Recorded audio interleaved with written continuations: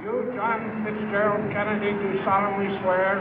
I, John Fitzgerald Kennedy, do solemnly swear. That you will faithfully execute the office of President of the United States. That I will faithfully execute the office of President of the United States. And will, to the best of your ability. And will, to the best of my ability. Preserve, protect, and defend the Constitution of the United States. Preserve, protect, and defend the Constitution of the United States. So help you God. So help me God.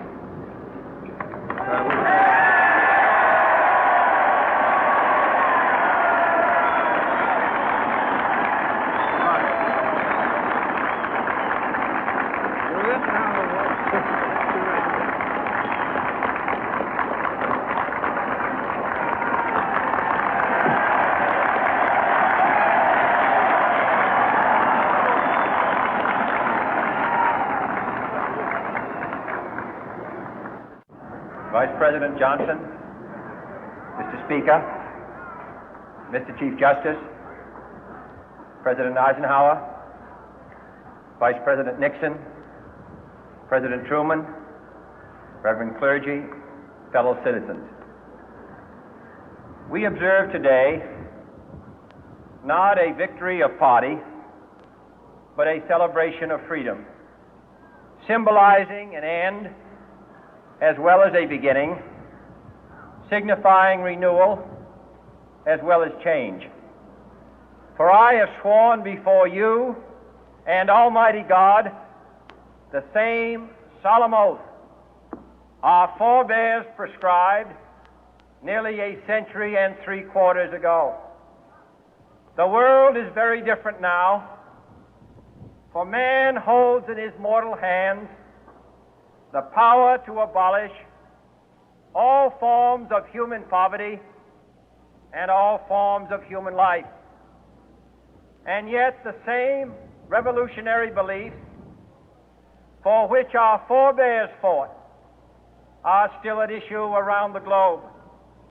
The belief that the rights of man come not from the generosity of the state, but from the hand of God. We dare not forget today that we are the heirs of that first revolution.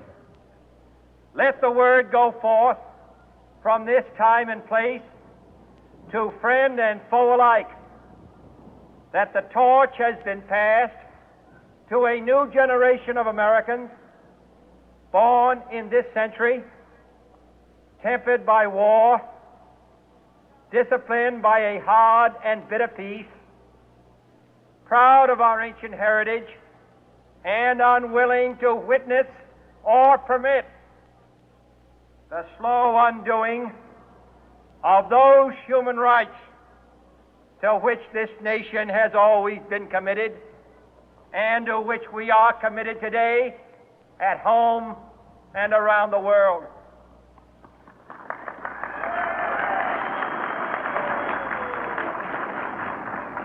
Let every nation know, whether it wishes us well or ill, that we shall pay any price, bear any burden, meet any hardship, support any friend, oppose any foe to assure the survival and the success of liberty.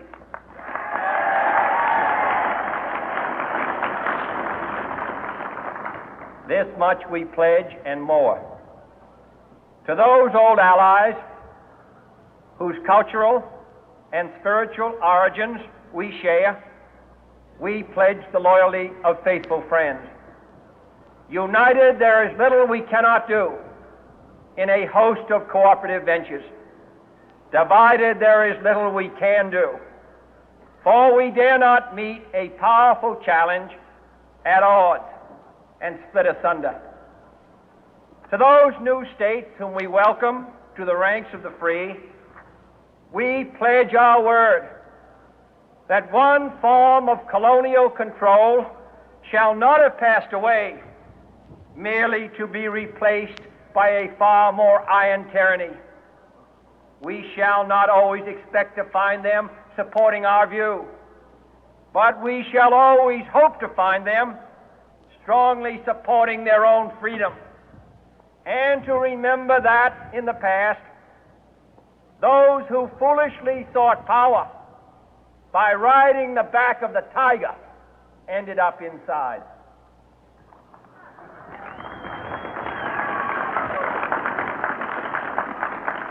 To those people in the huts and villages of half the globe struggling to break the bonds of mass misery, we pledge our best efforts to help them help themselves for whatever period is required, not because the communists may be doing it, not because we seek their votes, but because it is right. If a free society cannot help the many who are poor, it cannot save the few who are rich.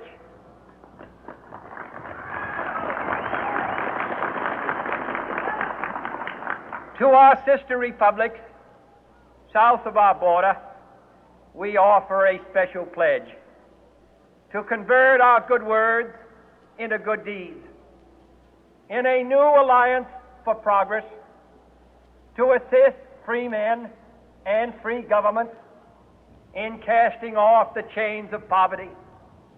But this peaceful revolution of hope cannot become the prey of hostile powers.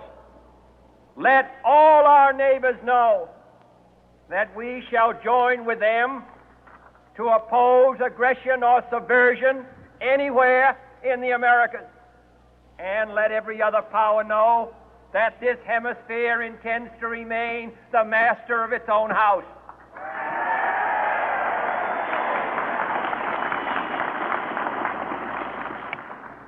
To that World Assembly of Sovereign States, the United Nations, our last best hope, in an age where the instruments of war have far outpaced the instruments of peace, we renew our pledge of support to prevent it from becoming merely a forum for invective, to strengthen its shield of the new and the weak, and to enlarge the area in which its writ may run.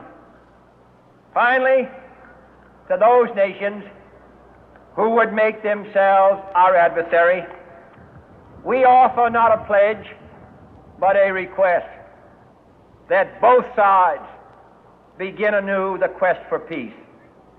Before the dark powers of destruction, unleashed by science, engulf all humanity in planned or accidental self-destruction, we dare not tempt them with weakness, for only when our arms are sufficient beyond doubt can we be certain beyond doubt that they will never be employed.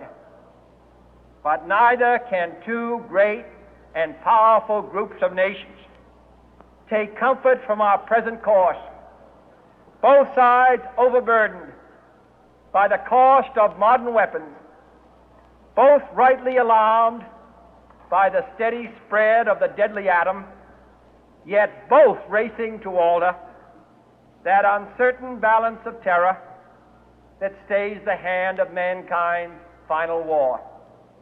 So let us begin anew, remembering on both sides that civility is not a sign of weakness, and sincerity is always subject to proof. Let us never negotiate out of fear, but let us never fear to negotiate.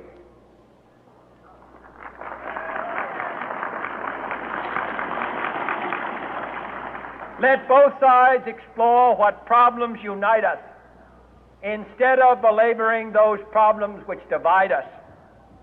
Let both sides, for the first time, formulate serious and precise proposals for the inspection and control of arms, and bring the absolute power to destroy other nations under the absolute control of all nations.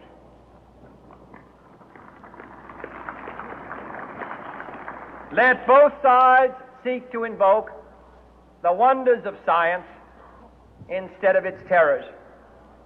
Together, let us explore the stars, conquer the deserts, eradicate disease, tap the ocean depth, and encourage the arts and commerce. Let both sides unite to heed in all corners of the earth the command of Isaiah to undo the heavy burden and let the oppressed go free. And if a beachhead of cooperation may push back the jungle of suspicion, let both sides join in creating a new endeavor, not a new balance of power, but a new world of law, where the strong are just and the weak secure and the peace preserved. All this will not be finished in the first 100 days, nor will it be finished in the first 1,000 days, nor in the life of this administration, nor even perhaps in our lifetime on this planet. But let us begin.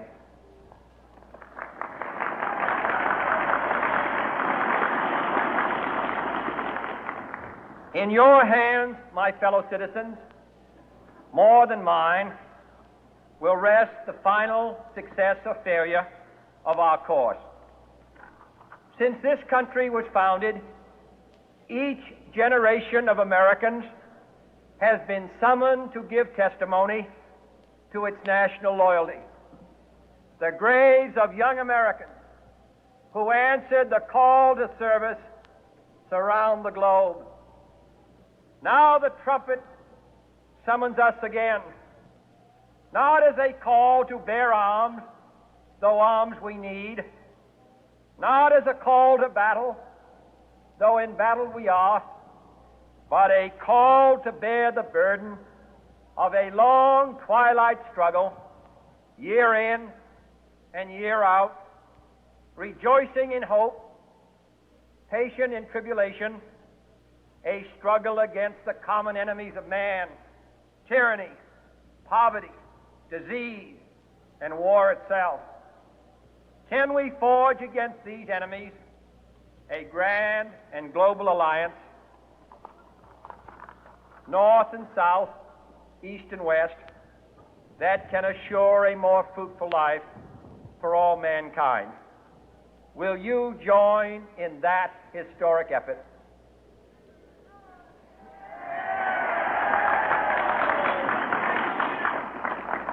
In the long history of the world, only a few generations have been granted the role of defending freedom in its hour of maximum danger. I do not shrink from this responsibility. I welcome it.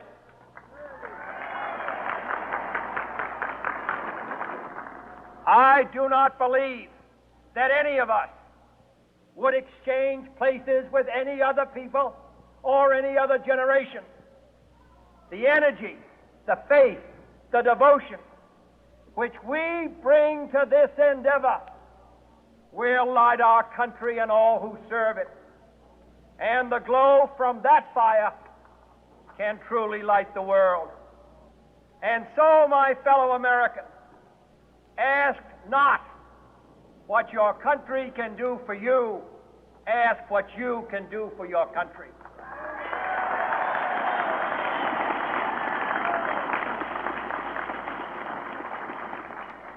My fellow citizens of the world, ask not what America will do for you, but what together we can do for the freedom of man.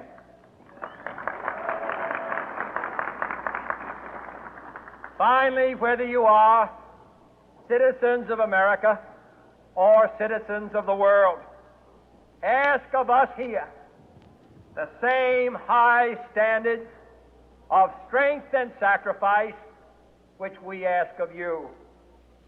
With a good conscience, our only sure reward, with history the final judge of our deeds, let us go forth to lead the land we love, asking His blessing and His help, but knowing that here on earth God's work must truly be our own.